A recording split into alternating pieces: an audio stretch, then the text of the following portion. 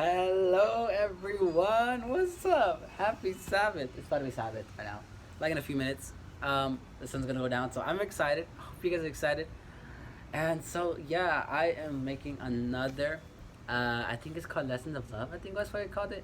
Um, I know. I just felt this time. I've been gone for a while. I know. I know. I've been gone for a while now, and yeah, no excuses. But I wanted to make a video because I've been studying this character that we're gonna say today, or characters. I've heard about it and I heard about it and just not taught it, but kind of understood it more with others, and I just wanted to share it. So we're this title, I guess you could say.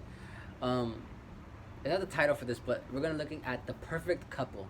So with that, you maybe know who I'm talking about. Maybe some of you. We're gonna go. If you want to study the lesson with me, I don't know. We're gonna go to Genesis 3. We're gonna be studying Adam and Eve. I know. It's crazy, right? Okay, so Genesis 3, we're gonna read verses 1 to 9 is the story. I'm not gonna read all of it. I'm just gonna give you some context of what's happening. Uh, Obviously, this is after they're made. So, verse 3, the serpent, which is Satan, says, "Now the serpent was more subtle than any beast of the field which the Lord God had made. And he said unto the woman, Yea, hath God said, Ye shall not eat of every tree of the garden? And the woman said unto the serpent, We may eat of the fruit of the tree of the trees of the garden, but of the fruit of the tree which is in the midst of the garden, God hath said, Ye shall not eat of it, neither shall ye touch it, lest ye die." Right. So this is the context, right? Talking about it. He tempts her. And verse 6, let's read it. "And when the woman saw that the tree was good for food, and that it was pleasant to the eyes, and a tree to be desired to make one wise, she took of the fruit thereof, and did eat, and gave also unto her husband with her, and he did eat." Okay, so this is the context. They sinned. We know the story. Very too good, too well. We know the story. They sinned, right? Now verse 8 and verse 9, we're talking about what happens. "And they heard the voice of the Lord God walking in the garden in the cool of the day." Now, I don't know how God can walk in the cool of the day anywhere, but he's God, but I'll take it as the word says.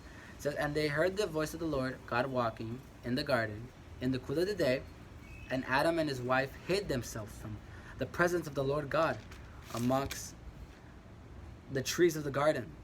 And the Lord God," this is the very point I want to make. "And the Lord God called unto Adam and said unto him, Where art thou? Where are you?" Now, I want to stop there.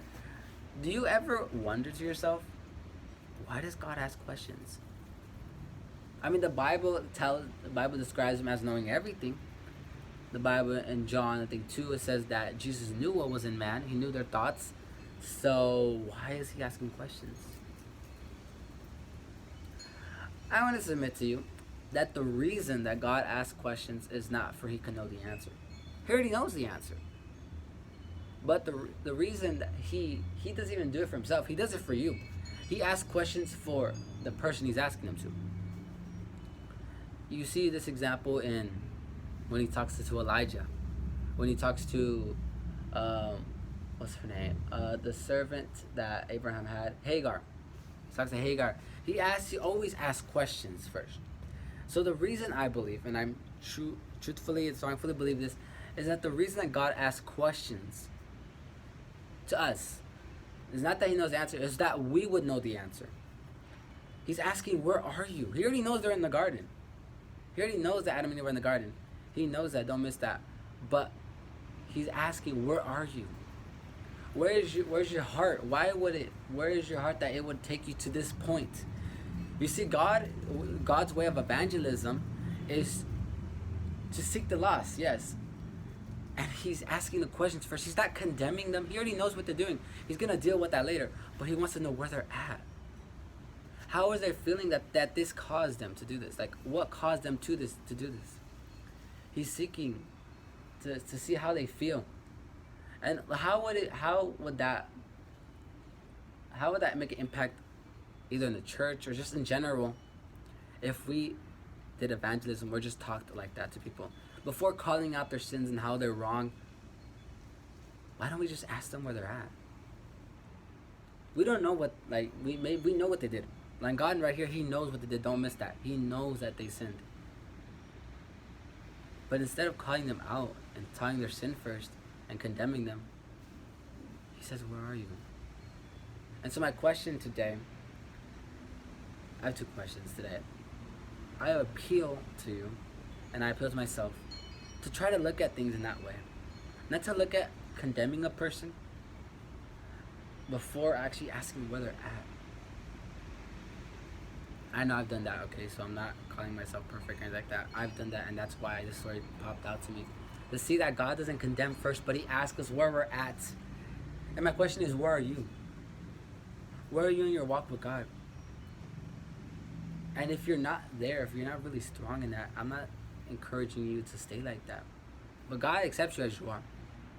But don't stay like that. He loves you too much for you not to, for Him not to change you, for Him not to transform your life. And so my question is, where are you? I appeal to you that wherever you're at,